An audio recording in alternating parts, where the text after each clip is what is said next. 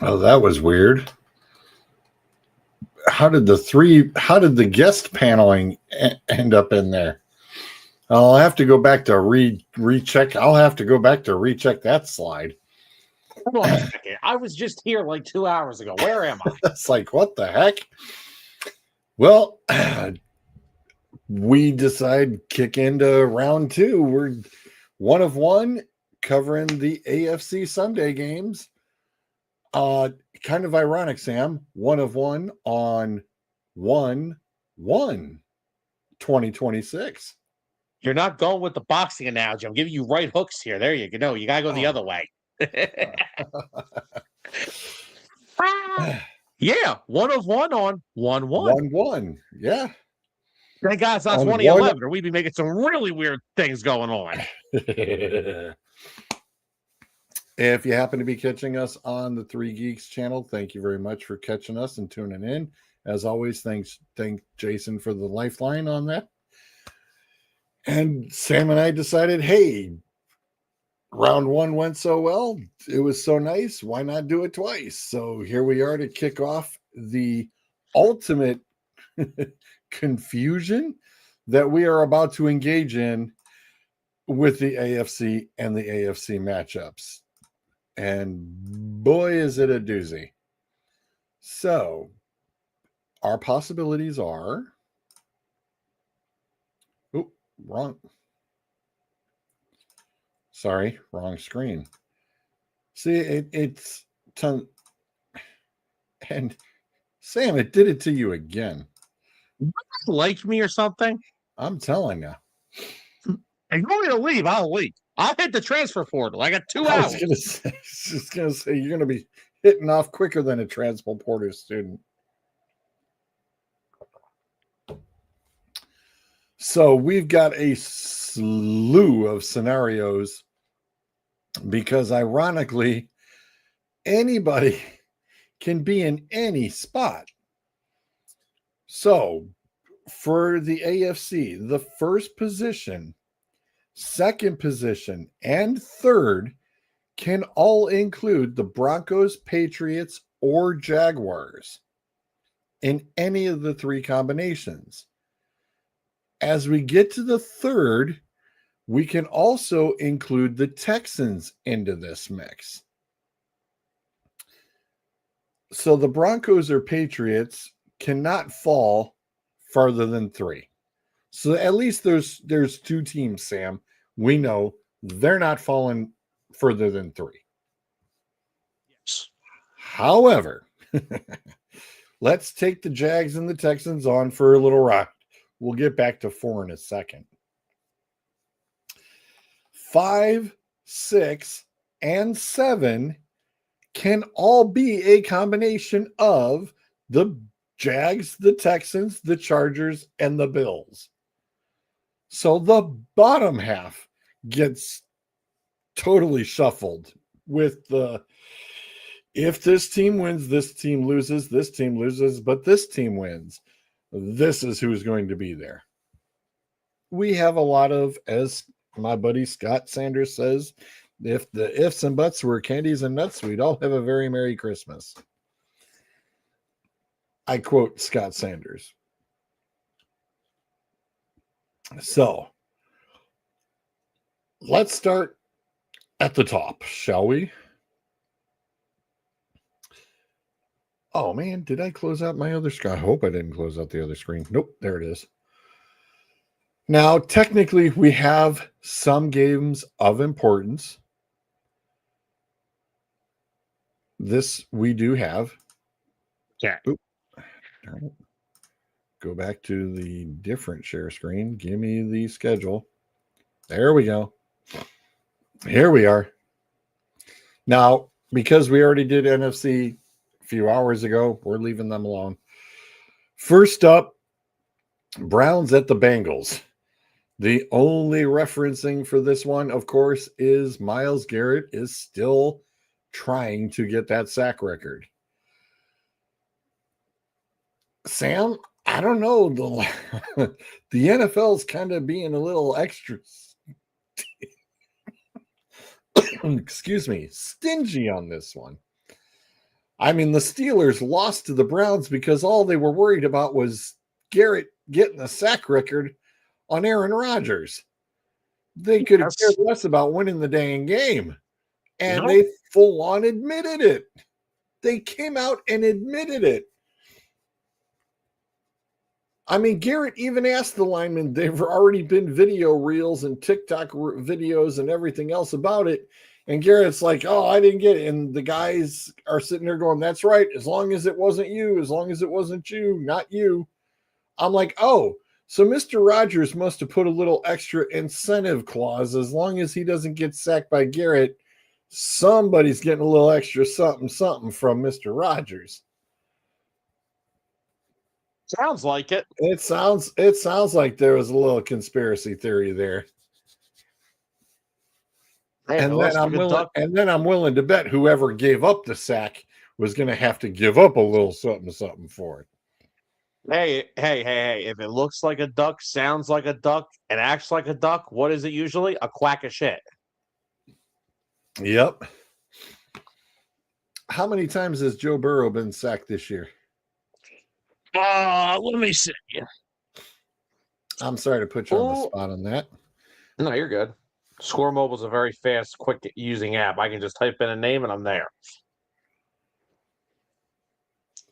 Only 15 times. Now, granted, he's only played 7. Who was quarterback in the last time he played Cleveland? Cincinnati played Cleveland.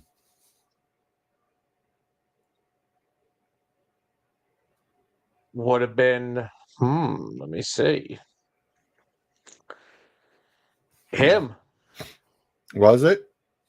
He was sacked 3 times in that game. Woo! So what? And 2 of them were Myles Garrett. And of those 15, and hold on, of the 15 sacks that I just brought up, 8 of them have come in the last 3 weeks. Ooh. Interesting. So we're feeling pretty good about the sack record getting bumped off this week.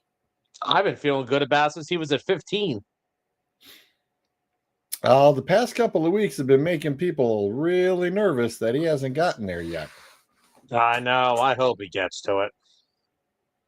I do too. And I want him to get a couple of sacks. So that way there's no, oh, this person, it's a half a sack higher than this. No. Get 3 or 4 more out of this bad boy. And let's really put this sucker out of reach. Solidify the legacy. Mm-hmm. Amen. Let's put another, 25 years on it before somebody even thinks about sniffing it.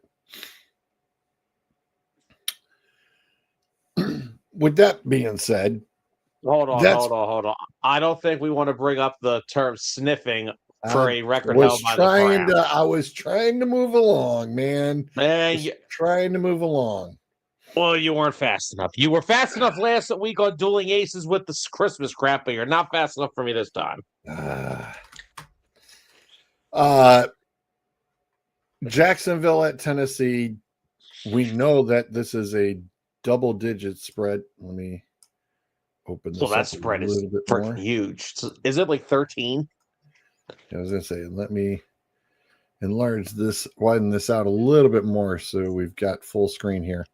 13.5. Let me enlarge this bad boy up a little bit. Yeah, we're at 13.5. Oh. I believe that's the largest spread on the board. It probably is. But the over-under, they only put at 47.5. Makes things kind of interesting. It does. But again, Jacksonville wins. They win the division. So that will minimally lock in them at 3 with the win. they'll at least be the 3 seed. Yes. And if by any weird stretch, and I say weird because later on, the pressure's on, man. With Denver and New England both playing at 425. Denver must beat the Chargers, which, as you said earlier, looks like Justin Herbert is not going to play. Let me take just a double check. I believe that's where they were leaning heading into the week, is that they were going to rest him. Let me see real quick. I smell a conspiracy, Sam. I smell a conspiracy. You smell a conspiracy. Well, that could have been just me, so sorry. Sam, come on, man. I mean, the Chargers are sitting there going, hey, we're going to be 5, 6, or 7, might have to play again anyway. But it's like, oh, but no, not for a regular season. They'll just wait for the playoffs and then just basically hand Denver the number 1 seed overall. Yes, this is confirmed. Justin Herbert is not playing this week. They are resting him. All righty. So Denver looking like a numero uno. Yeah, it's looking like it. Anthony, welcome to the 101. Does Jacksonville needs the win against the Titans? Yes. Yes. Because if they do not and the Texans win, the Texans lock in the 3 seed and Jacksonville goes into 5, 6, or 7 with the craziness of them, the Bills, and the Chargers in a weird rotation of whoever loses. So if the Chargers are going to basically take the loss, the Chargers will fall all the way to the 7 and basically play whoever's going to be at 2. Pretty much. Pretty much, especially since Buffalo has the Jets. Excuse me. And sorry, Denver will have an obliteration of the Chargers. So, yes, Jacksonville needs the win.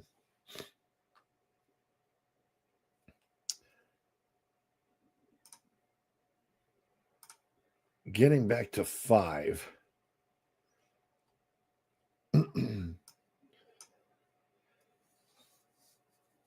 If the Texans and Jags both win, the Texans are the 5 seed. Period. Okay. Period. Which is crazy. That is just nuts. So if the Texans win, no matter what, they're 3 or they're 5. Okay. So that takes care of that answer as far as a solidification for the 5 spot. If the Jags and Texans both win, Texans are at 5, which of course puts them playing. So when Denver wins the number 1, of course they will, the Chargers will fall all the way to 7 and play the number 2 seed, which could be either the Patriots or the Jags. And since the Dolphins are playing the Patriots, and this is the new Miami Dolphins all of a sudden with some rookie quarterback having a pretty good time, Sam. I mean, hey, he might not have looked like much for his final game as a Longhorn, but interesting what he's doing right now as a Miami Dolphin. Quinn Ewers hasn't played too bad over there in Miami. No, he hasn't, which should scare the bejeebies out of Vrabel. I'd be sitting there going, all right, let's not take these guys lightly because, Sam, what usually happens in the ending of the season when the Patriots usually have to play Miami? They usually lose. They do usually take them too lightly. So yeah, this will be interesting to see how this goes. Yeah, And the it's like Dolphins, even if it's the Patriot way, is New England sitting their starters? Good question, Anthony. Sam, one moment, please. can you definitely investigate that one and see where we stand with that? So we may have an idea of what's going on there. I mean, like we said, the Broncos cannot fall below 3. It's already lock, stock, and barrel. So with the Broncos, pretty much, it looks like the Chargers are phoning it in. With the Broncos at 1, it's basically a race on the 2-3, and either letting Jacksonville bump up to be 2 or New England. Actually, do you know what? We didn't.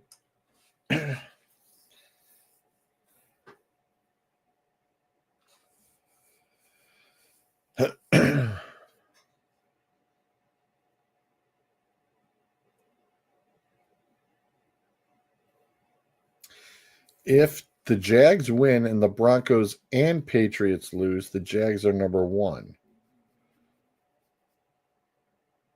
But what if? Okay, yeah. All right. So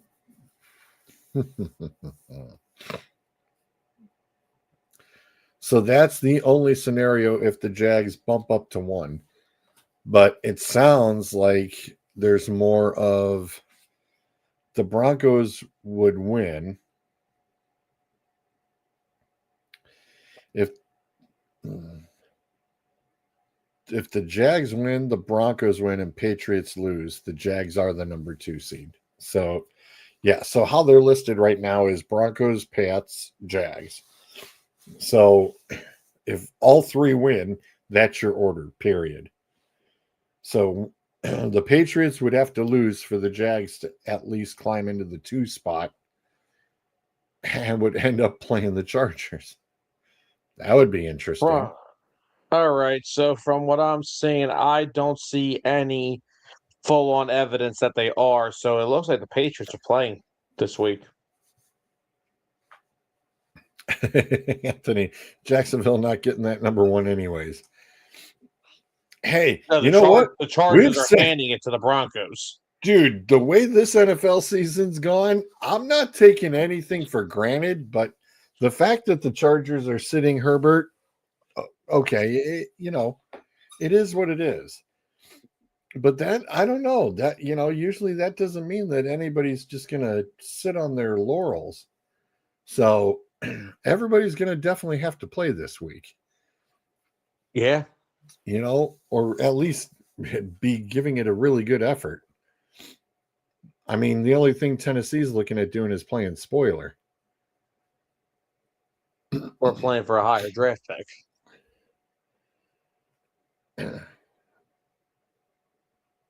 Well, as some Cleveland fans would love for them not to, but, hey, is what it is.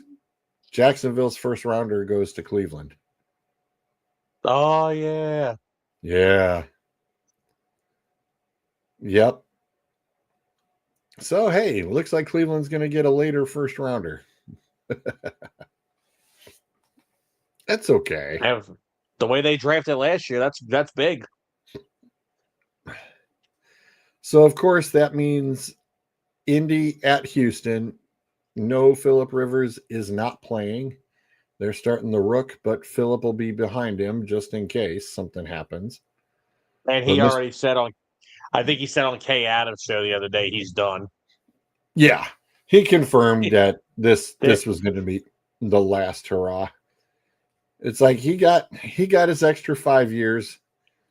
He got that health insurance back. He's good. Hey, you need it for all them damn kids, man. Well, in all seriousness, though, he could still play. That was impressive to watch. Honestly, let's really seriously evaluate what he did against the 49ers was damn impressive. You take off that pick six for the runaway touchdown, literally. He had them right in that game. That was no joke. And hold on a second. Philip Rivers. I mean, listen, in 3 games, he completed 63% of his passes for 544 yards, 4 touchdowns, 3 interceptions, and he had an 80.2 passer rating. That's pretty damn impressive for someone who didn't play football. Old. Yeah, who didn't play football for 5 years. Yeah, hasn't played football for 5 years, 44 years old, and just comes in. Yeah, okay. Not bad. I'm not going to lie. Not bad. No. And oh, yeah, probably first ballot Hall of Famer. He did add a little bit of extra cushion. I know Matthew Stafford's probably not happy that he's got to still keep chasing him, I think, just for another game. I think Matt might finally be able to pass him if Philip doesn't play Sunday. I think Matt might be able to pass him on that all-time list. You know? Because we know that Matt was behind him by a few, Andy. Yeah. So with that being said, the Texans defense is just sick. I mean, better late than never, Sam. I mean, because at the beginning of the season, nobody was talking about the Texans. It was ugly. No, I mean, they got off to a slow start. A serious slow start. I mean, it was such a slow start. I had to cut CJ Stroud. So did I. I kept Nico Collins to hang around and, got enough of what I could, but man, was not looking too good. Was not looking too good at all. It was kind of bothering me. Now I'm keeping my fingers crossed. Tank Dell's going to be ready to rock and roll next year. Yeah, it looks like it. I'm really hoping he's going to be ready to go next year. Excuse me. Because they really could use him. In fact, what is his current status?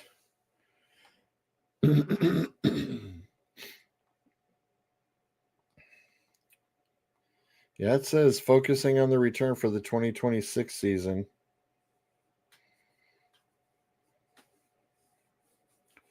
Yeah, unrealistic that he would make it. Reports late 2025. Just a recap. It was ACL, MCL, and LCL meniscus damage, dislocated kneecap, requiring multiple surgeries.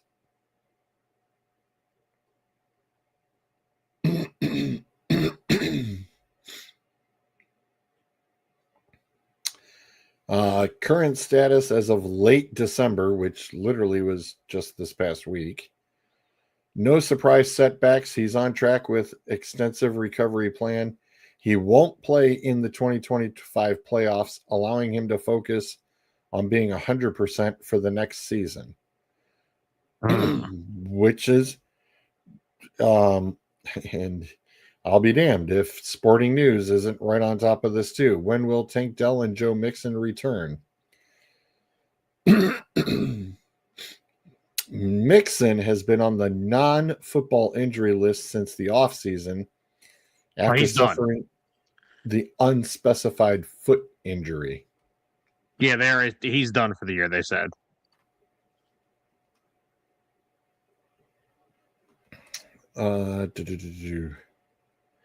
While general manager Nick Caserio never ruled Dell out from playing this season, there hasn't been even an inkling of a suggestion that the young wideout would return at some point. No, No, Anthony, I don't think so. It was just very unfortunate and a friendly fire incident that knocked him out at the end of the 2024 season. That's not his fault when your own player turns around and collides right into your knee. You're coming one way and he went the other way and blew you the hell right out. I think Tank Dell's going to be just fine. Yeah, I fully expect him next year. 100%. I remember Rappaport even said Mixon wasn't going to play at all. Do you think that they actually even need Mixon, or do you think they'll move on from him, Sam? Honestly, I think Woody Marks has done a pretty damn good job over there. I don't really know if they have to, commit to just right away Mixon getting back to that RB1. I mean, here, Woody Marks, he's 15 games. He's rushed for 655 yards, a couple touchdowns, 208 receiving yards, 3 touchdowns. He's proven to be a little solid of a piece there. Not great, but I'm not saying, and I mean, even Chubb hasn't been awful. 500 yards, 3 touchdowns. Like they've been kind of committeeing the two of them. I wouldn't. I don't know. It would be interesting because a foot injury to a running back on the side of 30, not always the greatest combination. Right. So I don't know. It'll be interesting to see.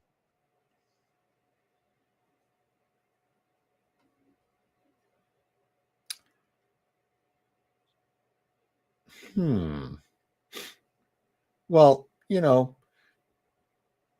you still got Nick Chubb sitting back there too. Yeah, well, Chubb's only on a 1-year deal, so we don't know if he would come back next year or not. So, right. Well, this is true. Yeah, but Woody Marks is he's been solid for them back there. He hasn't been awesome, but he's been okay.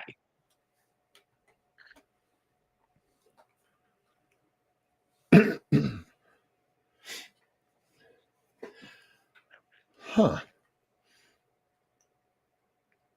This is interesting. I was just also trying to do a quick follow-up of Mr. Pierce, but it looks like Mr. Pierce got picked up by the Chiefs. How'd that work out? They had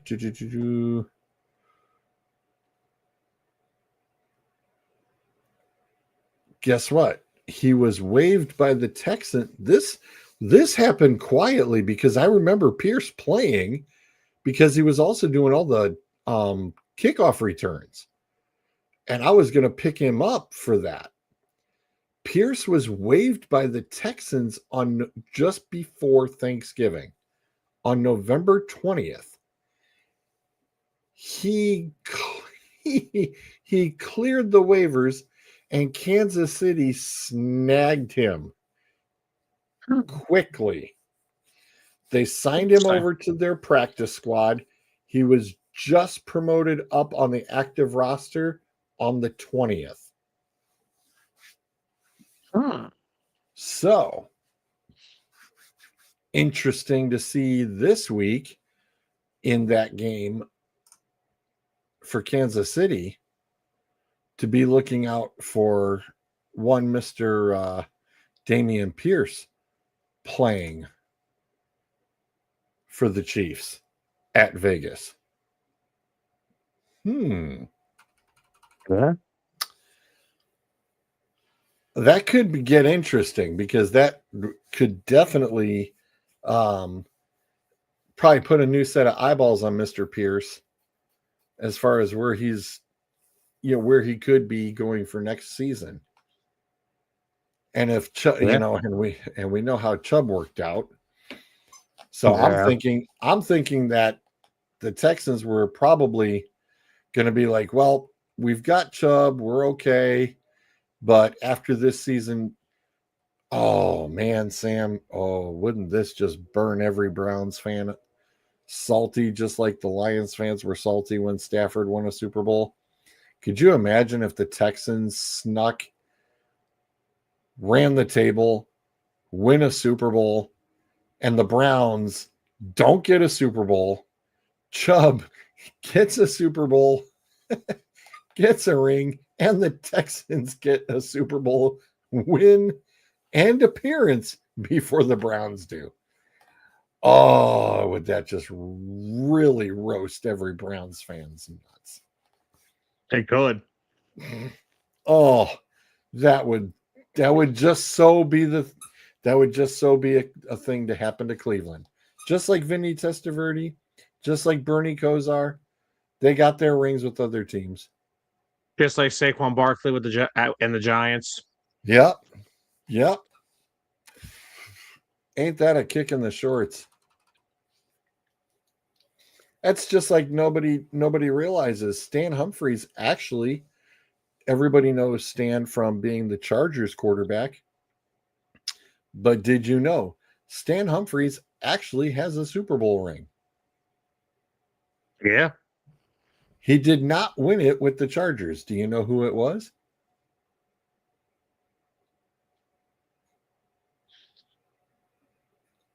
No, I don't. He was the backup quarterback to one Mr. Doug Williams with the Washington Redskins. Ah. Uh-huh. Interesting. Yeah. When he first came on, yeah, Mr. Stan Humphries, he got his with Washington. Very, very interesting. Very indeed. So yeah, I mean, and then if the if the Texans did do that, poor Damian, it's like, dude, come on, man. He was drafted by the Texans and then sliced off just before the run. Oh, that's gonna hurt. That's gotta hurt. But it is what it is, right? Pretty much. All right. With that being said, let's move on. Pretty much Buffalo at the Jets. That should be your cakewalk. Pretty much, yeah. That would probably lock in the Bills at 6 if the Chargers are going to concede out. And if that was the case, I mean, we're looking at Broncos 1, Patriots 2, Jags at 3. George, I don't want to take us off course here. I forgot to bring this up a second ago when you mentioned the Dolphins. Yeah. Did you see the report that Adam Schefter broke a little while ago?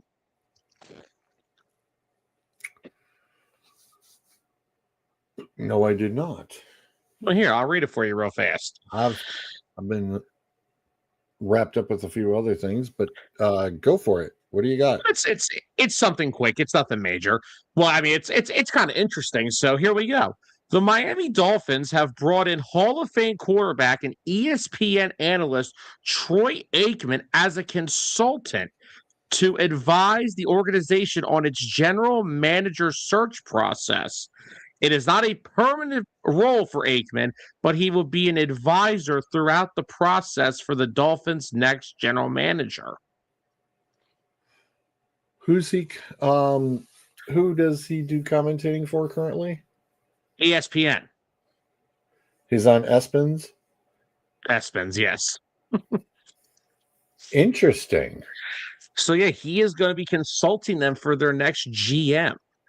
Not a permanent role though. So, well, you know what that means.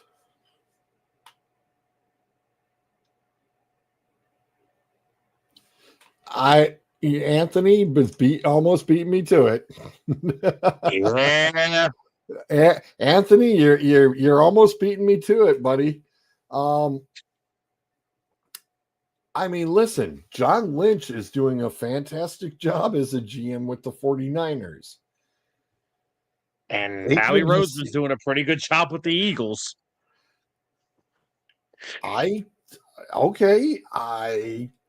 Listen. Aikman as a GM, I'll take it. I'm not mad at it. I mean, you're going to fire McDaniel anyway. Yeah. You know, and you said this just got announced just now, just today. 4 hours ago, this was announced. Very interesting that it comes in week 18, the last week of the season, which is usually when you're getting ready to ixnay your staff, and Black Monday comes up, on the 5th. And wow, that's just really ironic, Sam, isn't it? Kind of. Kind of, is it? As Arsenio Hall used to say, things that make you go, Well, there's a lot of things in this world that make me go, Yeah, I saw some BS, and that came from ESPN Cleveland, which means it came from Aaron Goldhammer typing crap on his Twitter account. So don't believe it. Don't buy it. We don't do garbage from ESPN Cleveland around here, and they were the ones who first quote unquote reported it, which means it's Aaron Goldhammer, who's the scumbag understudy producer of ESPN Cleveland's morning show, and he's from Denver, who went to New York, and daddy owns the radio station, and he pretty much got handed the job. Yeah, we don't do Goldhammer around here. It's amazing that moron is still on the morning show, because 90% of the Cleveland fans hate his guts. We just can't stand him. And the only reason why they keep him is because the fans can't stand him. So it's like, well, it makes for good radio and it makes for ratings. It's annoying. Once Tony Rizzo decides he's retiring, or if he gets let go, Hammer is gone. That idiot ends up on ESPN all the time whenever it comes to something for Cleveland, and he is the last moron who needs to be claiming anything to being a part of Cleveland and anything to do with its fandom or any of that. So he's the last person to be even speaking on behalf of Cleveland. Yeah, ain't buying. That sounds like every single WIP host in Philadelphia. Yeah, but when the kid's not even from around here, and he's like, oh, well, my wife is from here and I've lived here for some... Dude, no. You still aren't a Cleveland fan. Sorry about your luck. He's been critical of every single time anything happens with any of the sports teams around here. So he can just go take a flying leap and we can throw him into Lake Erie. In the winter. Want to pollute the lake like that? Yeah. We have to feed the fish somehow. Oh, I'm sorry. We're getting canceled. I was going to say, no, not that there's any reference to the Irishman movie or anything. About that. Anything. We're getting canceled. Yeah. Well, it was fun, Three Geeks, while it lasted. Thanks for the lifeline. The lifeline is now dead. So, moving right along. There's more?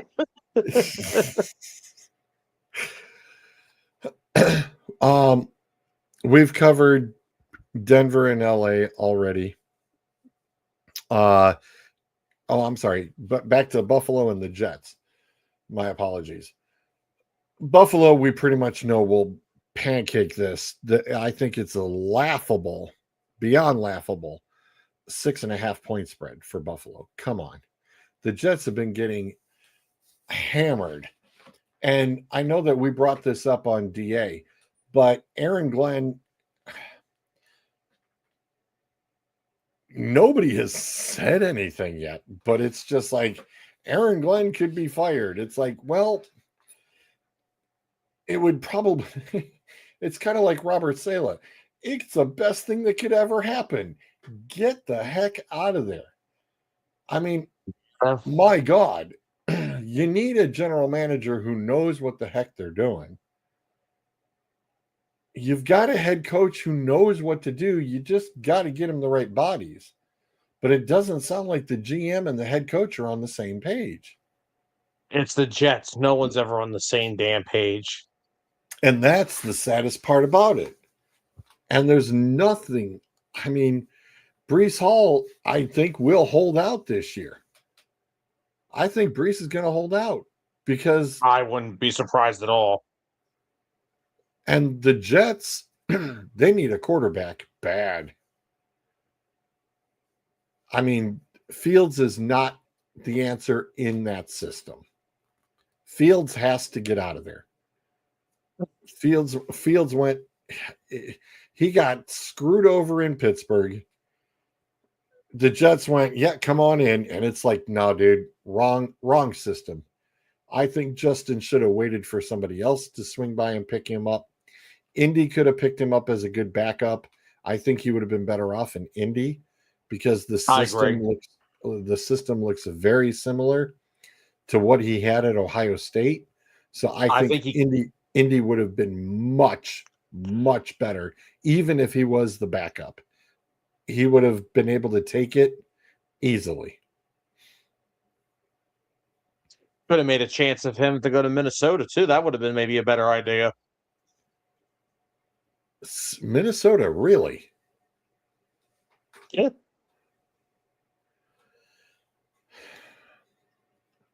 I don't know.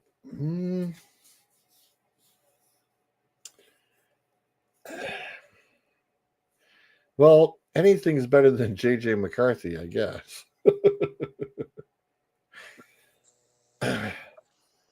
But we knew that. I mean, it's kind of ironic because Minnesota already knows because they played against Justin. And that's why I think that it wasn't going to be the correct system fit. And I think that's probably why he wasn't in Minnesota. Like I said, I think Indy or I think even Vegas would have been the two systems. But Vegas went ahead and still has Geno and it's Pete Carroll. So, but I wouldn't be surprised. I mean, everybody's figuring that the Raiders are going to take Mendoza. Pretty much. I don't know. I think the Raiders would probably trade down. I don't think they are. They got to get their franchise on the right track. Since they moved to Vegas, they've been an absolute laughing stock. But they need to get rookie? They got to right that ship. Is a rookie quarterback really the answer? Well, the last 4 veterans haven't done crap. They traded Carr. Geno hasn't done crap. Garoppolo didn't do anything. Yes, it's a time. You've got a freaking all-pro tight end about to enter his third year. You have a great running back who, when he finally gets an offensive line, will be really good. Draft your quarterback, draft offensive linemen so you can protect your quarterback or attack that in free agency. Get the quarterback, get yourself in a good spot for the next 5 to 8 years. Go from there. Nothing matters in the NFL. I don't care if you have the greatest defense in football. I don't care if you have a top 2 receiving core, a top running back. Nothing will matter if you don't have the quarterback. Hey, Zolt, what's up, buddy? Zolt's even saying Raiders don't move down. They need their QB and don't know when they'll get this chance again. Yes. Who is the top offensive lineman coming up this year? Good question. Ooh, not a clear-cut favorite. No, I just haven't done any of my draft stock yet. Okay. I'll start that working shortly after free agency starts. Zolt's up on this. He said he's seen one mock draft that has Vegas taking Dante Moore from Oregon if he comes out. My God. Otherwise, it's Mendoza. Drug test whoever put that out. That's Zolt. The guy who made the mock draft. Oh, the mock draft. Not what the hell? George, trust George, let me explain something. Of all the guys that do DA, the last person that we need to drug test on there is Zolt. Trust me. Right. That's what I was saying. I'm like, hey, this is Zolt. What are you talking about? No, drug test the idiot who made the mock draft. Get out of here. Even if more does come out.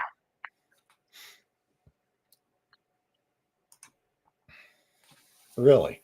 Okay. Mendoza, yeah, no.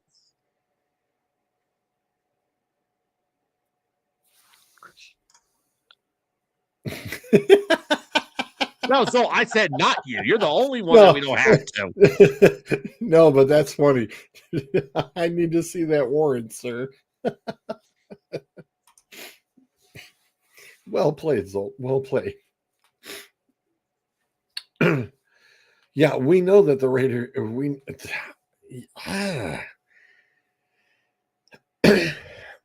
Yeah, but here's the scary part. You're going to have Mendoza sitting with Geno Smith. Let's let that sink in for a minute. Is that really the veteran you're looking for? I mean, if I'm going to pull some Jedi mind tricks, it's like, this is not the veteran you're looking for. This is definitely not the right guy.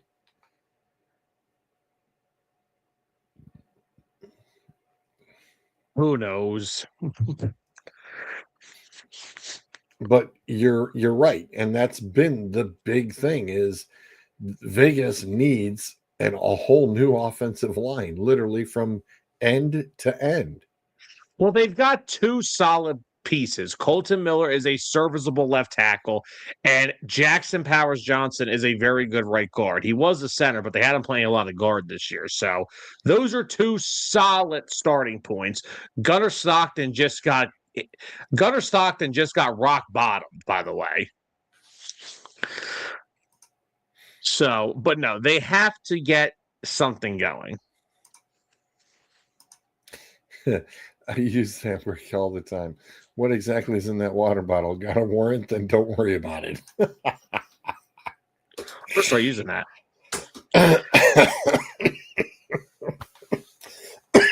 Oh my gosh. Oh geez. No, if they improve upon that offensive line, then that would give that AFC West a little bit more of making them like the NFC West. You're going to have a lot of strong contenders in there. Yeah. You know? Absolutely. So, but I mean, there's a lot. There is a lot that they need. And I don't think they're going to be able to fix it in one draft. No, but you're starting to get some pieces. You got Brock Bowers, you got Ashton Genty. You got to work on the wide receivers too, because I mean Mendoza needs someone to throw to. Well, and that's my thing is I wouldn't start Mendoza right away. Everybody's thinking, oh, we spent, this draft pick on this rookie. Hello, the rookies used to never play. It didn't matter what round they were picked in. Yeah, everybody always wants the new rookie. It's like, no, dude, you don't need the new rookie. Jordan Love didn't get to jump out. It was like, hello. Bryce Young did, and look how bad that started. Yeah, it's rough starting. Well, that's it. You still have Geno on the roster because they signed him to an extension. Yep. So draft Mendoza, beef up the offensive line, get a wide receiver or two, either in free agency or one in the draft, whatever. Let Mendoza sit for a little bit. You're gonna get a new head coach because it sounds like Pete Carroll is a one and done. Really? You think so? It's reports coming out. It sounds like it. Really? Yes. So The Raiders have an opportunity to start getting this right a little bit if they do every. So basically, if anybody works for the Las Vegas Raiders and you're watching this, I am not. I come with a very low asking price for salary. I will gladly move out there and fix your team in 3 off seasons. Interesting. First thing we're going to do, though, is we're trading Brock Bowers to the Eagles just because it's a good move for the team. Okay. Just kidding. So I looked it up just for SMG. You were talking about the wide receivers. Here's your listing on your free agent wide receivers. Okay. Mike Evans. That ain't happening. Unrestricted free agent. These are all UFAs, by the way. These are all UFAs. Right now, these are all UFAs. So, yeah, contracts are up. There's nothing done yet. You know, these are the guys. Mike Evans. No. Christian Kirk. Oh God, that'd be terrible. I know. Deebo Samuel. No. De'Ami Brown. No. Tutu Atwell. Oh my God. Adam Thielen. Oh, good Lord. Marquise Brown. Please stop. Juwan Jennings. Now, I'm not saying we're gonna get into some interesting names here in a sec. Well, hold on. I'm not gonna say it's a bad thing, but if there was a team that would overpay him, it would be the Raiders. It wouldn't be a bad pickup, but right because of how bare the cupboard is in that position for the Raiders, they need somebody. And the next man on the list, Rashid Shaheed. That could make some sense. DeAndre Hopkins. Maybe 4 years ago. Right. Khalif Raymond. Greg Dortch. No. Noah Brown. Oh Jesus, Keenan Allen. Now we're I think we're getting to the bottom of the barrel. He's going back to he sounds like he may go back to the Chargers. Jahan Dotson. Big guy. Josh Reynolds. Oh, God. Tim Patrick. What Zay are we doing? Jones. Oh, he's already been a Raider once. Right. Hunter Renfrow. Good Lord, a reunion. Yeah. Wan'Dale Robinson. That is a very intriguing name, if I'm the Raiders. Yes, it is. He's had a very strong year since Malik Neighbors went down. That is a name. Yes, it is. Yes, it is. And especially at the moment when he's only on $2 million. Ooh, yeah. Well, he's gonna get a raise this offseason, but yes, I think he is. I believe so too. I really like that one. Yeah. John Michie is also on this list, but he is as a restricted free agent. Whatever. Wouldn't do much for him anyway. And that's a shame. Because he got moved at the wrong time, because when Dell went down, he should have been back over there and he would have been fine. Rondell Moore. No. Barrios, he's already what? I don't even know. Kendrick Bourne. I kind of think he's going to stay in San Francisco. Yeah, I think so too. Sterling especially Shepard. If they lose Jennings. Yeah. Sterling Shepard. George Pickens. That would be the ideal target. However, he's had such a good year in Dallas. I don't know if Dallas would let him leave. Nor do I think he would want to leave Dallas. Yeah, but Dallas has gotten burned before too. giving these understand that. guys, you know, the gazillions. So it's like, okay, they Yeah, gave but you see, a here's the 1 year. thing. Jerry Jones has said all season, well, we didn't pay Micah so we could have money for other things. Well, you got to start using that money for something. And the guy that had 1,400 yards for you this year would be pretty important. Fair enough. And here's his tag team partner, Jalen Tolbert, also on this list. Tolbert, if I had two good wide receivers already, yes, but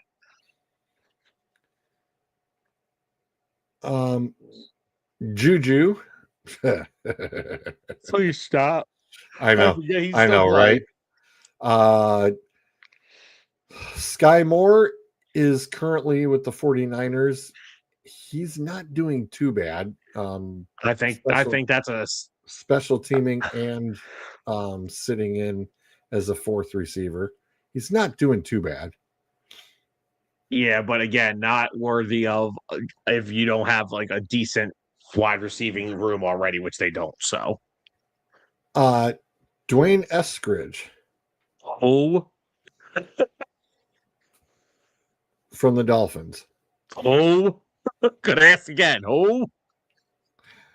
Well, Tyler Lockett, I think if Carroll is still there, Lockett's getting re-signed. Yeah, I was saying if Pete came back, maybe, but if not, I don't think so. Yeah, well, he's actually been helping them out lately, so Okay, he's the only I option. think Vegas may say, yeah, we'll give you another year. It just may sign him just for another year, just do 1 year at a time, kind of thing. Especially since he could start seeing almost number one kind of time at the rate the Raiders are going. Any other names? Romeo Dobbs. Interesting, but I could do better. Yeah, like I said, Calvin Austin from Pittsburgh. Nah. A couple of Cleveland Browns. If it ain't Jerry Jeudy, who gives a shit? No, they're not. Corley and Thrash. Oh yeah, forget it. Yeah. Let me see who's. Ooh, this is interesting. We're getting into the RFA at the moment. This one's on the RFA. Jake Bobo from the Seahawks. Could be. Didn't get really a fair shot in Seattle this year, so I could say it. I really like, out of the names we brought up, I like Shaheed. I was going to say, I like Shaheed, and personally, I like Bobo's, Bobo's a solid dude too. I mean, you need a good number two. I'd snag him. My two I like the most. I like Jawan Jennings and Wan'Dale Robinson. Those are the guys I like for the Raiders. I looked up odds for Mike Evans' next team in 2026 top 5 teams. Texans. You put the Texans twice? Chiefs, Bears, Panthers. What the flip? He is not leaving Tampa. Why are we even doing this? Because Baker Mayfield is sucking? It doesn't matter. I mean, do you think the Bucs are really going to pay? Who's got more money to pay? This is where I need Zolt. Who's got the budget, Zolt? Texans got a lot of money. They do. But the Texans, but see, here's the thing. The Texans still have Nico Collins. They're going to have back Tank Dell, and they just drafted 2 kids last year out of Iowa State. And they've both been contributing this year pretty solidly. They don't need Mike Evans. I think that if he went to the Chiefs, that would scare the hell out of me. I don't need Mike Evans. I love Mike Evans. I've loved him since he came out of freaking college. Unfortunately, I'm not allowed to draft him anymore because apparently it's my fault. I finally got a hold of him this year. It's the first time since the man's been playing I've gotten to draft him on my fantasy league. And of course, he goes down for majority of the season. And it killed a lot of my teams. Not happy about it. But my God, Mike Evans on the Chiefs would scare me. Oh, he said, sorry, 2 was Tampa Bay. I don't see him leaving Tampa. I don't think Tampa can afford it. Well, not when they need so much. I don't know. The Bears would really give Ben Johnson another wide receiver. What are you, nuts? They already got DJ Moore, Luther Burden, and Roma Dunze. How many more do they need? Dude, that would scare. I'm sorry. That'd almost be like bringing the 84 Bears back. With one. We got an interesting option for him if they don't re-sign somebody that you mentioned earlier. What about the Chargers? If they didn't re-sign Keenan Allen, got him and Johnston on the outside, McConkey working in the slot. Harbaugh wouldn't be mad at it, that's for sure. Fucking A ready wouldn't be. Ooh. Because the last thing they would want is to let the Chiefs have him. That's for damn sure. I actually have. You know what? Another Evans thing that makes to the Giants, you just take your money and go to the Ravens. No, I think don't. I know. I think Mike would be like, "Yo, dude, let's go where there's a shot at getting a ring, not just the Ravens paid. Are where wide receivers go to die. Yeah, no kidding. Hey, you know what? While we're on the AFC West, Broncos make some sense too. Him and Cortland Sutton.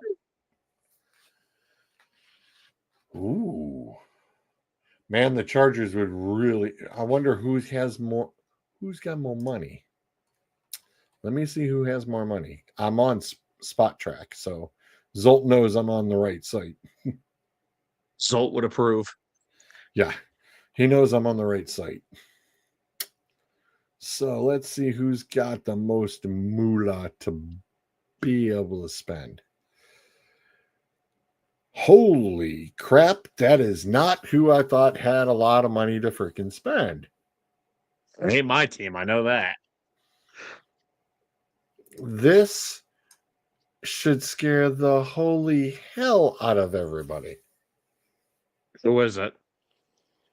The New England Patriots have son of a bitch, that 51-9 to spend. Oh my God. I wonder if they would do something like that, though, because I think they really like the young wide receivers they have. Diggs is their veteran. He's been good. They could. Who would you? Yes, but do you mean to tell me that you had a Mike Evans even for, say, 2-3 year deal? Oh, without a doubt, I'm doing it. I'm not trying to overthink this. Oh.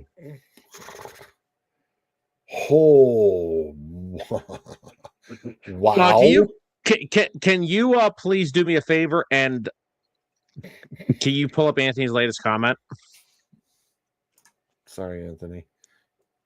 No, I want to answer him. I don't want to argue him. I want to answer him. Disappointment this season. Well, all right. So he's got. So all right. So last year, Lab McConkey had 1,149 yards, 7 touchdowns.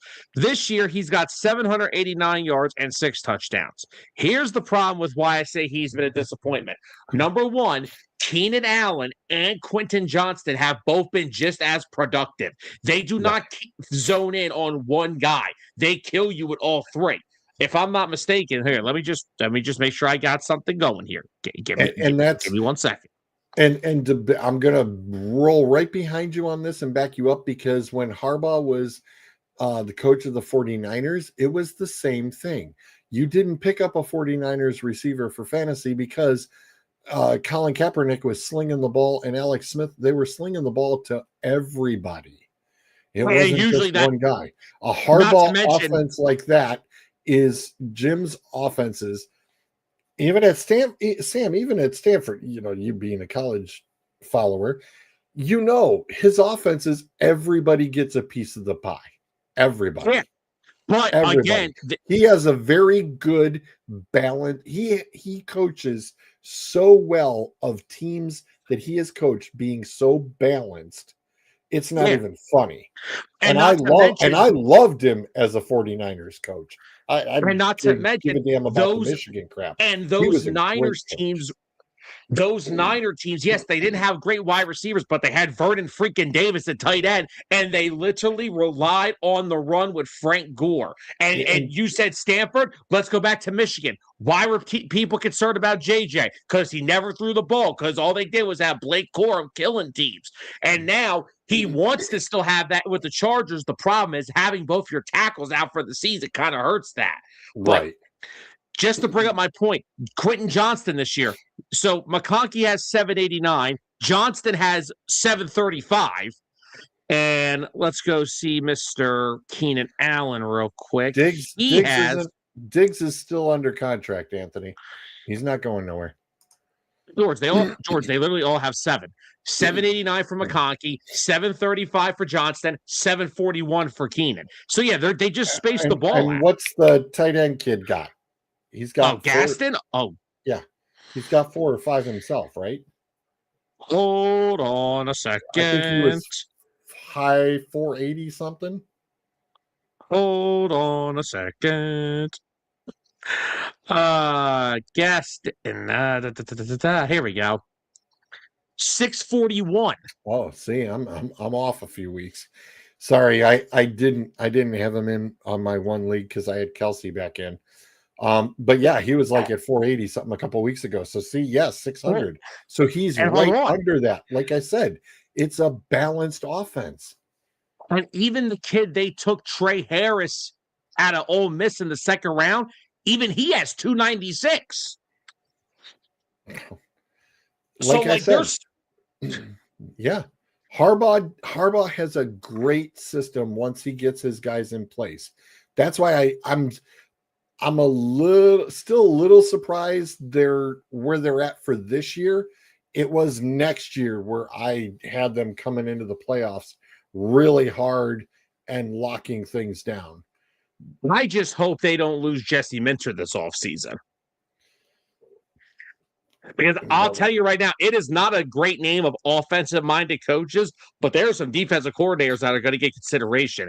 Minter, Jeff Hafley in Green Bay. I know we agree he probably shouldn't do it, but someone's going to call Robert Saleh. Regardless of you like it or not, someone's at least going to call it. Yeah, they're probably going to call him, but after, like I said, when we were talking earlier, and it's like he's had a sour taste in his mouth. I think he's going to be very, very particular if there's anything further. I really think there would be. I think he's going to be very particular. But I agree. But no, getting back with the Chargers though, yeah, that is going to be a very solid team going into next year.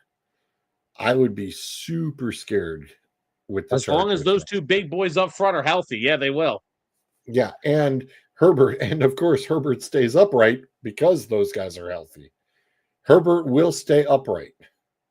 And that's the other thing. You just brought up about, we're bringing this up, Lab McConkey, he's kind of that slot guy. Sometimes his routes, they take longer times to develop. Herbert doesn't have the time to wait. He's got to find that open man and just pop it right there. Because if not, he's going to have his other hand broken. He's already got a broken hand. Yeah. This is why I said Harbaugh really needs a strong consideration for Coach of the Year, because to have a team win 11 games with your 2 all-pro caliber tackles missing the entire season, because they only got 6 games out of both of them combined. Slater hasn't played a snap this year. Alt only played 6 games. The fact that you got 11 wins and are still going to the playoffs, if there are teams that lost both their tackles, they wouldn't even win 3 games. And Harbaugh's going to the postseason with this crap. Like we said earlier, good luck finding a Coach of the Year, because I can't name a favorite. Yeah. Hang on. trying to slide this over into the Slide to the left. Slide to the right. Crisscross. really. Oh, Anthony Shanahan. Here's the scary list, Sam.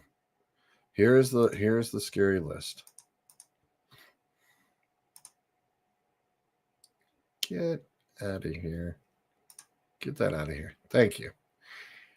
There's your top 10 who could afford Mike Evans, Sam. Can I go down the list and give you my thoughts on all of them? Go for it. Patriots, That absolutely. top 10 is that ain't right. Let me go here. New England, yes. Washington, hell no. They need to get younger. Dallas, maybe, but I still think they get Pickens back. Cleveland, why the hell would he do that? Lions don't need him. Niners, possibly. I actually don't mind the Niners. Carolina, hey, not much better guys for Ted McMillan to learn from. Right, but and boy, isn't that a kick in the shorts that he'd go jump in division, no less? Whoops. More or less the team that's about to beat them for the division. Uh-huh. Tennessee, why would he do that? Pittsburgh, I don't know about that. Seattle, Seattle's not a set, I think. But he would be a nice veteran option next to JSN. Holy crap. Mike, how are you, sir? How's it going? Yeah, the New England things. I can't believe New England's got that much money to spend. That is scary. Well, like, who are they? I mean, outside of Diggs, all right. The only guys. Actually, you know what? I am too. Look at all the money they spent on their defense this past year. Milton Williams, Carlton Davis, Robert Spillane. They have spent a little bit. So, yeah, I am surprised. But they did trade Kyle Duggar away, so that's some money off the books. Right. But most of their important things are kind of still on rookie deals. Like, I mean, Drake May's on a rookie contract. You've got I was just gonna say, you can still spend a little bit now, and yes, you got 3 more years until rookie contract stuff comes up. And you're already this good? Oh, yeah, because just remember, after they pay Drake May, shortly after they're going to have, if Will Campbell is as good as he is, if he is still that great left tackle we've seen his rookie year, they don't come cheap either. Like, even, George, let's be real. I think from all the years of watching football and how you've gotten to know me and hear me talk about him, Howie Roseman figures a way out to keep a lot of his guys. Even Howie Roseman is not invincible and has to make tough decisions. Right. Like, look at this past year. Oh, they won the Super Bowl. We lost Josh Sweat. We lost Milton Williams. We lost Darius Slay. We lost Isaiah Rodgers. We lost Mekhi Becton. We lost C.J. Gardner-Johnson. Like, we have to make tough decisions. It's all about, can you replace those guys? Yeah. Well, New England, yeah, they got a chance with the next few years of him on a rookie contract because quarterback contracts are not getting any cheaper last time I checked. The Detroit one, I wouldn't dismiss that too soon. The 49ers, I'm sure, would love to have him. They would love to have him. Mike Evans in a Niner jersey would just look right. I hate saying it, but I would love to see Mike Evans in a Niner jersey. If you don't pull some AIBS, okay? I'm not mad at it. I wouldn't be mad at it. Not at all. He is like the most professional you can find. I love Mike Evans. Oh, he will go down as one of my favorite players that is not an Eagle. Like and I'm about to throw a shits and giggle joke out. What about the Eagles if they trade AJ Brown? Because every idiot in the world thinks that's happening still. Only $8 million in the books. Ew. I would not I would not doubt that they'll free up some space. I mean, I was clearly joking. Wow, look at that, Sam. Tampa doesn't have really a whole lot to be able to pay him. Look at that. Tampa's sitting right there only with 8. And well, that's like I And said, the we got to get the Texans only at 7. good luck with that. Oh, well, we can forget about Kansas City. Mahomes still has them on lockdown. Look at that. Oh, they're in salary cap hell. Yeah, they're hosed.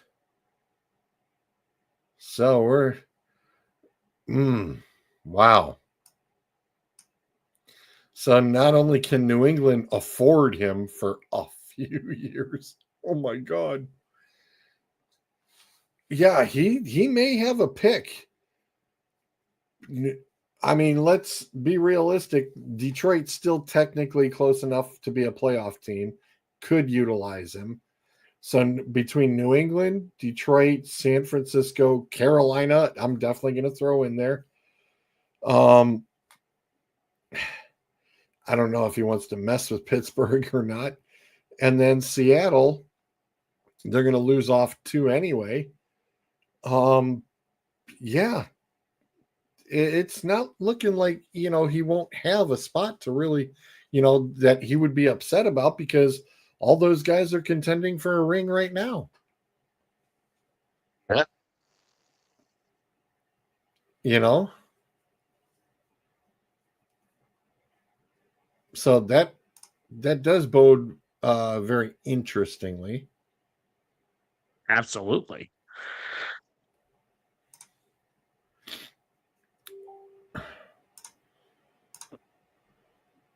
Let's get back to our schedule here. Where's that schedule screen at? Thank you. Wow, we covered a lot with that Chargers thing. Oh yeah. Like I said, even though that Denver Chargers game, now moving into the Miami New England game, since we're still, I guess we could still keep rolling with the New England thing. Interesting segue to catch. I don't want to jump out of the NFL. I just do want to just point out something, that there is about 8:50 to go, and Ole Miss leads Georgia by 10. I was gonna say, Bruiser picked that, and like we said, all the top squads could drop. Screw Lane Kiffin. Oh, poor baby. A part of me, no, because like I would love to see Miami, because I love how Miami's built. I would love Indiana. I would love for Ole Miss to do this so badly because of that. If Ole Miss could run the table, oh, that would be the ultimate kick in the nards, wouldn't it? Oh my God, it'd be the greatest thing ever if they pull this off. It'd be beautiful. That'd be beautiful. And I just like this so far, because I'm not going to dive too deep into it, because I'm going to take care of talking about this on Unbiased on Monday. This is the form. The reason this is why everybody likes the format, because we're not guaranteed the same shit every year. We are going to be guaranteed different results, and that's what I think what people want. I'm okay with this if I get different results every year. I don't need the same team winning 12 freaking 1,000 titles in a row. It's not what I need to see, but I would feel bad though, because I do like Gunnar Stockton, Georgia's quarterback. But anyway, let's get back to the NFL.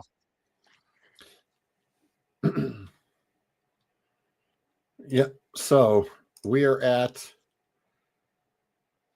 Miami and New England. I don't know why. It is like, hello. Why isn't we've already said that for some silly reason it always happens that New England just has a hard time with Miami at the end of the season, which is crazy. But it keeps happening. It is. It is weird. It's something about them.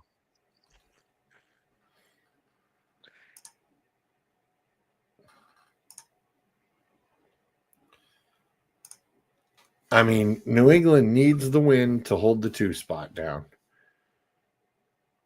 And of course, they're going to be scoreboard watching what's going on in Denver because they're both playing at the same time. So it's like, hey, they're going to be peaking a lot. As I'm sure Denver will be peaking up at their boards too. I'm very sure of it. All right, we've avoided these guys long enough, Sam. Let's get to the elephant in the room. Let's get to the psycho, shall we? Shall we? The fight for the 4 spot. Win, you're in. Lose, you're out. Sam, Maybe retired. if Pittsburgh loses this football game, is Mike Tomlin, even though the Rooneys, they're like, oh, nothing's going on. He ain't going to get fired. If Tomlin loses this game, they're gone. They don't even get the playoff. They don't even get to be in the first round of the playoff to lose like they always do. They're out in the regular season and lose. And Lamar is in this week. It's trending towards he will be playing. I was going to say, isn't that interesting that last week, last week, he wasn't really all in, but he's going to be all set to rock and roll this week. Yeah. Somebody sandbagging. I mean, we've already got one other team who lied on their injury report. Only one. Yeah, I know. It's kind of like only one. Yeah.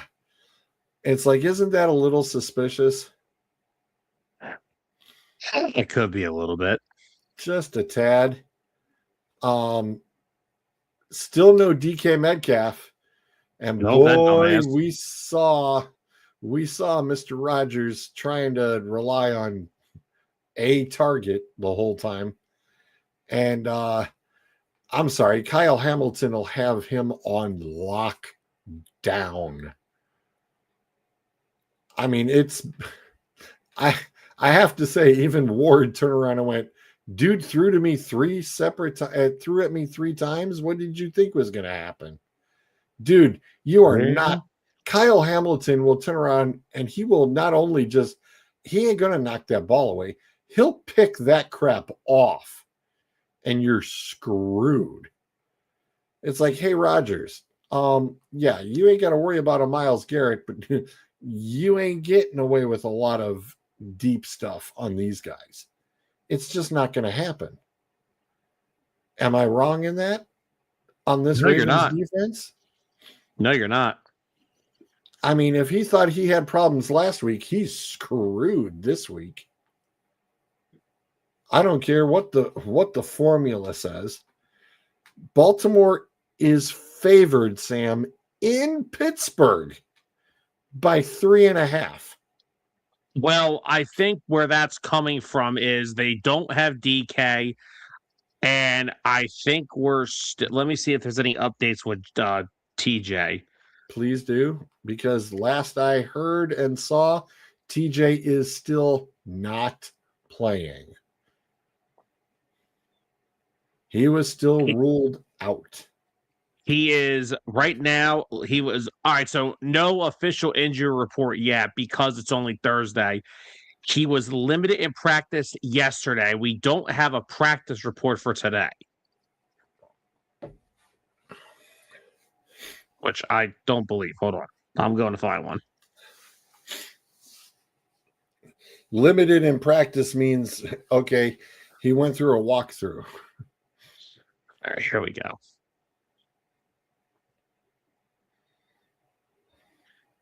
It's off there. Jeez. While you're looking at that, I like Zolt's comment here. Ole Miss needs to make this happen. And some player needs to look into the camera and say it wasn't the coach. Okay. That would be awesome. Absolutely. Well, Georgia actually came back and scored. It's now 34-31. Damn. 7:03 to go. Ole Miss just has the ball. Watt was limited today as well. Okay. So tomorrow will be the telling day. Yeah. I was going to say, because you need to be a full participant. I mean, even if TJ is in, say, on a pitch count, quote unquote, I don't think he's going to be catching Lamar being hell no, he ain't. I would have freaking collapsed. Not being 75%. Being at 75%, I don't think he's catching Lamar tomorrow or Sunday. That'll be real ugly. Yeah. So that's where I think the spread's coming from. Overall, game-wise, I mean, yeah, I'm saying this is a must-win game for Mike Tomlin. And it's kind of scary that it's come down to that this would have to be a must-win game at the end of the season, when you clearly were looking at, hey, yeah, we're going to be fine. We'll end up as a 4 seed. And now it's, whoops. And, oh, yeah, by the way, more than likely your first round person that you've got to play is the Texans of all defenses. Good luck with that. You read my mind. I mean, if it's Baltimore or if it's Pittsburgh, good luck with that. That is not who you'd want as your first round. That is so not who you want. Absolutely not.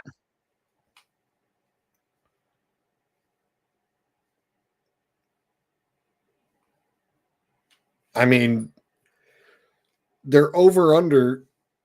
They're looking at it as a not so high scoring affair at 40.5, Sam. I mean, granted, it's not 37 or 36 like the Chiefs in Vegas. Chiefs in Vegas. The Chiefs in Vegas, Sam, are 36.5 points. Over under 36. Good luck with that. Dude, that is ugly. That is super ugly. Ooh. Wouldn't want to mess with that. Oh, no thanks. Nah. I mean, sad facts. KC's favored in Vegas by 5.5. Who's quarterbacking Kansas City? Good luck. Good luck getting that answer. I mean, is Kelsey even going to play? I mean, maybe if it's his last game. I mean, if it's his last game, I mean, Mr. I have 9% of Cedar Point in my back pocket now. Yeah, as of October 20th, Travis Kelce is a 9% shareholder of Cedar Point. Of course he is. I was like, that's nice.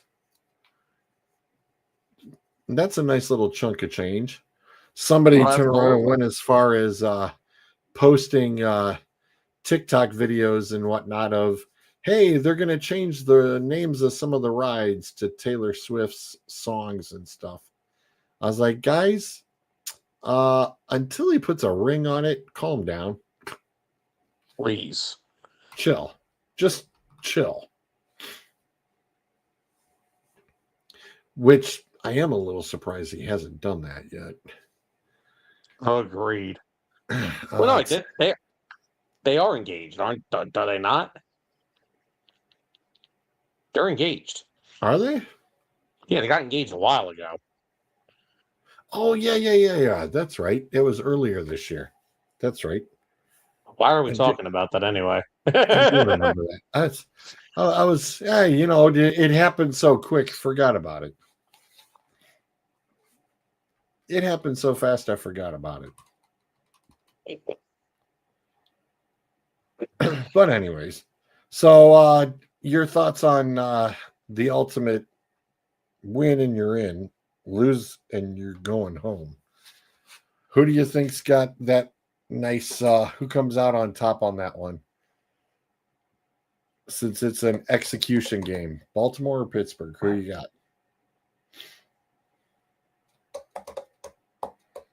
This is the only one I'm going to ask you on. I'm going to leave the rest for you for tomorrow night, for Friday night. Good luck with all that. But who you got for this one? What are your thoughts? Give me the Ravens. Really? I don't know DK. I don't, even if Watt does play, how healthy is he? I don't like the combination. I'm going with the freaking Ravens.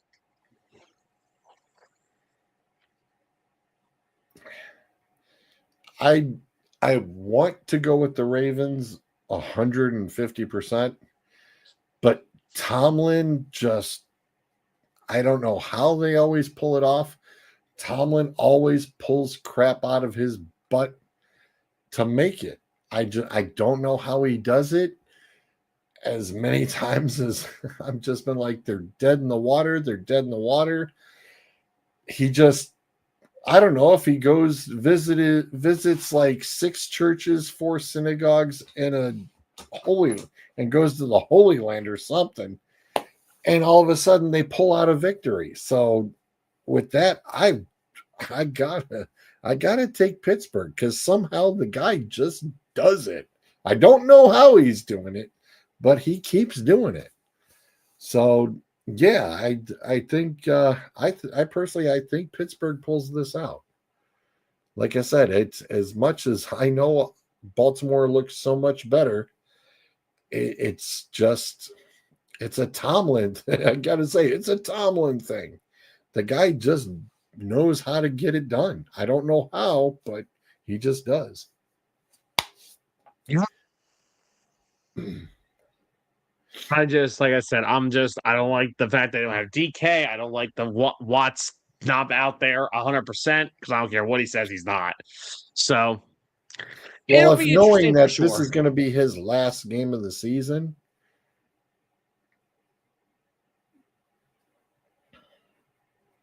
I mean, and it's for all the marbles, you don't think that Watt's going to try to make sure that his butt's ready and available?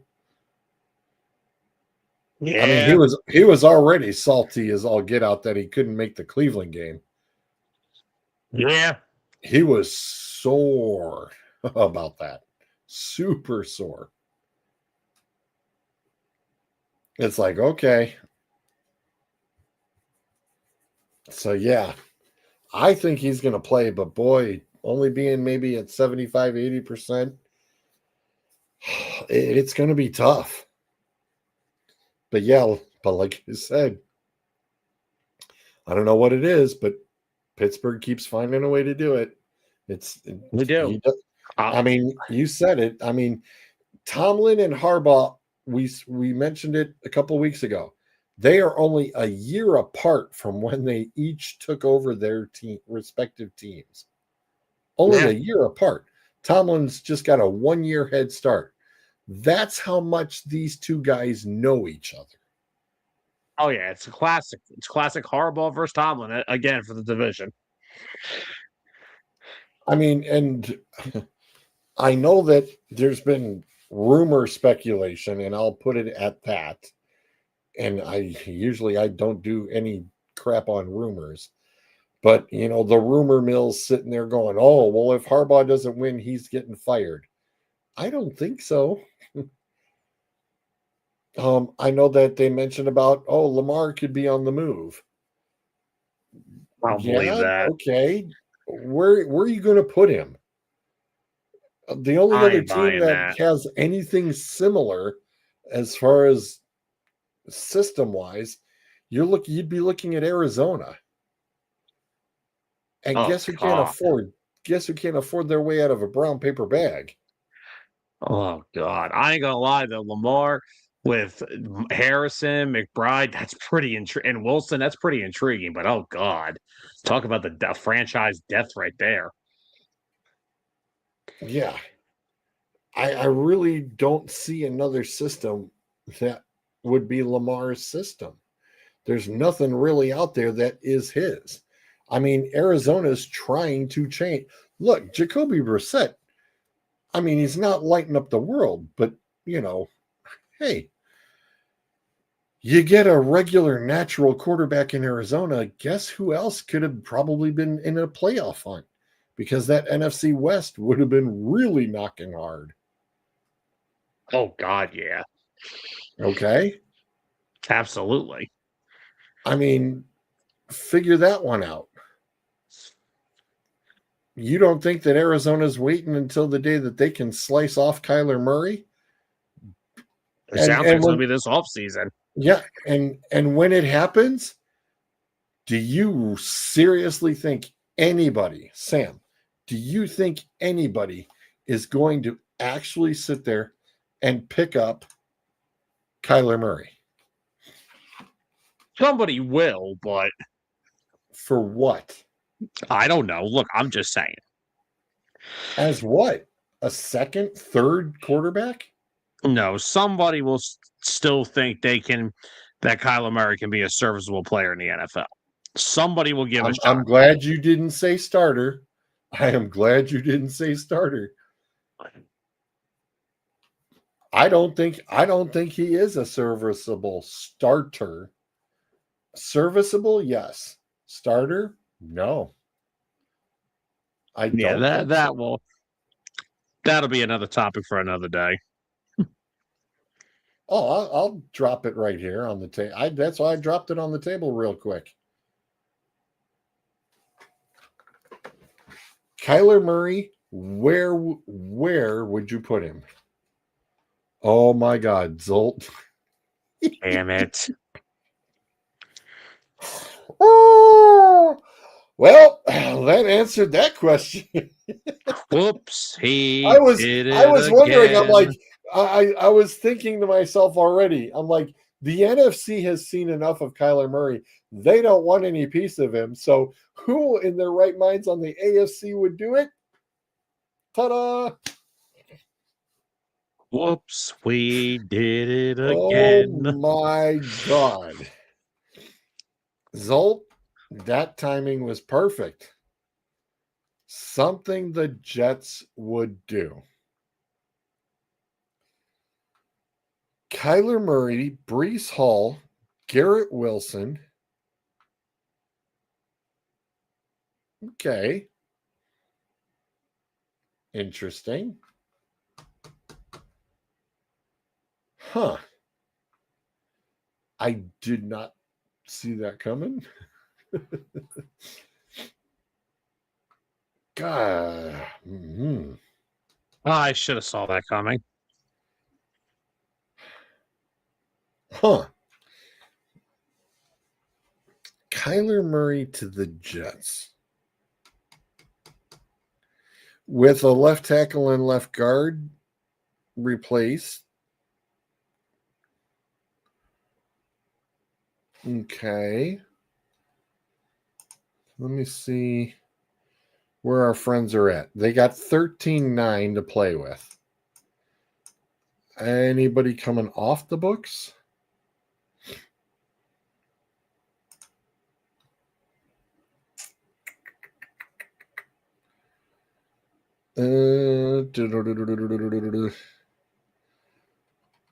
Huh.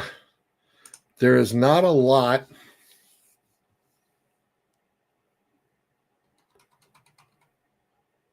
There's not really a lot of people who are expensive cap hits either. Well, there's a There's a couple, but Membu is 31 mil in the dead cap. Sherwood's 30 mil in the dead cap. It's like, yeah, okay, you got a couple guys. Yeah, good luck with that. Tyrod Taylor's only a 5.7. He's expendable. So,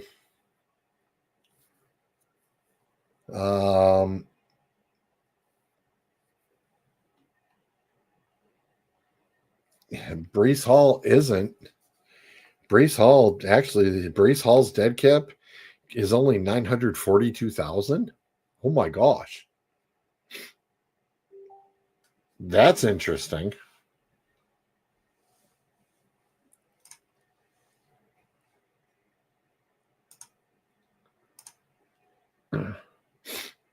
Brees Hall is under $1 million for a dead cap hit. But Tyrod Taylor, you could cut off Tyrod and you wouldn't get hurt too bad at all.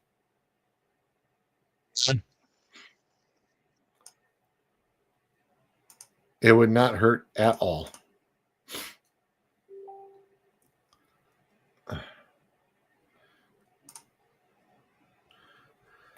Zolt says Glenn played a season with what he was given. If they keep him this offseason, he cuts all the dead weight. I was like, he calls. Yeah, no, he cuts off the dead weight. Yes.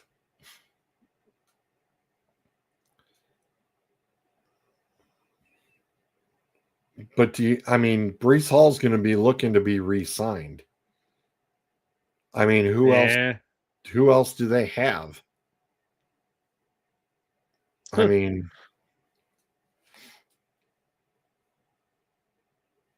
good point. You've got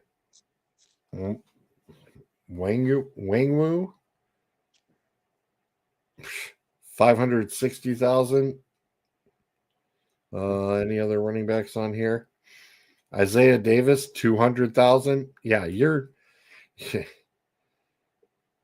Wow. I didn't know this is where Khalil Herbert ended up. I did not know Khalil Herbert ended up on the Jets. From the Bears to the Jets. You didn't know that? How the mighty have fallen. Oh my God.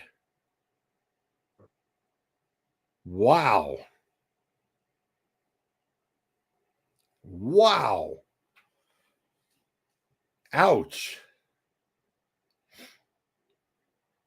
Well, you re-sign him because there's no dead cap. You got him for $800,000.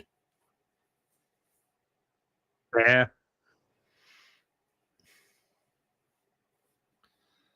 Adonai Mitchell is, I think, their most expensive receiver hit at 1.2. Because, like we said, we already brought up about Michi. Yeah.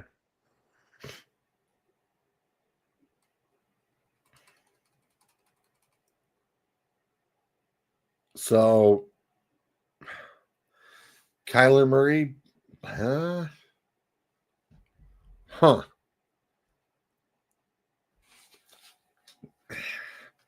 Yeah, I mean, okay. So what are you going to do? Well, you got Field. Technically, I think they've got Fields. I think Fields was, what, a 3-year deal?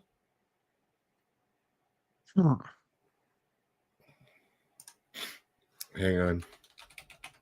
Oop. Something like that.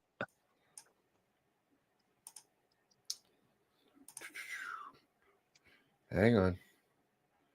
Bringing it up. Yes. He is 3 years. So you got him for 3 years.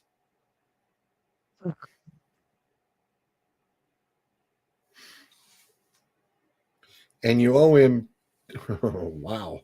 You owe him $20 million next year. Jeez. Yeah. Cap hit would 23 mil.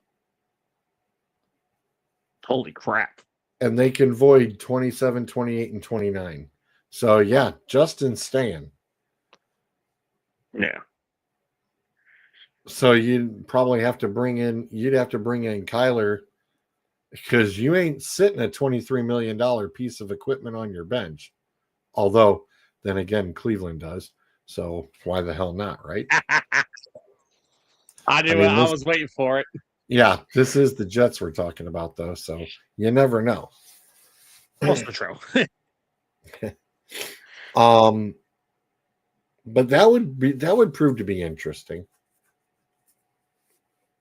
I mean, but if Kyler Murray's not getting any offers and he's just sitting there twiddling his thumbs and nobody's calling him, if the Jets said, hey, we need a backup because they don't want to, it's better option than Tyrod Taylor, you think he'd go from Arizona to New York? Oh, God. I mean, remember, this is a guy who's used to playing indoors. Yep. In warm weather, being the NFC West of all things. Also, yes. Because it's LA, San Francisco, and then once in the blue moon had to go up to Seattle. Pretty much. And I mean, outside of maybe a cold game in Seattle, however the schedule fit. I mean, outside of that, the guy's only known indoors in warm weather. Yeah. It's been a rarity. He's played outdoors in cold weather. Yeah, not always a great combination. Check out Zolt's comment. Oh, dear Lord.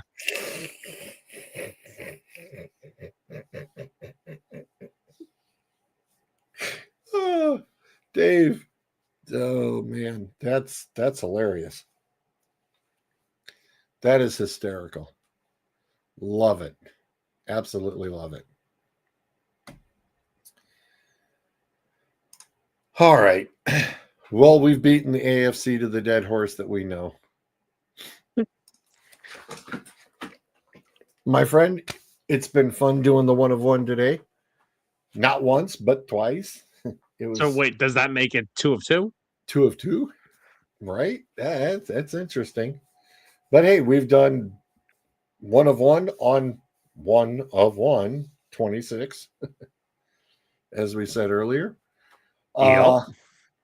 So pretty much that's your whole catch up info for your scorecard for the weekend of the who, what, where, as far as the ifs, ands, and who does what. And by Monday morning, we will know not only the playoff results, we will also know it is Black Monday for some coaches. And we will find out the tons of fun then as well. That could be interesting. Very interesting. Oh, yeah.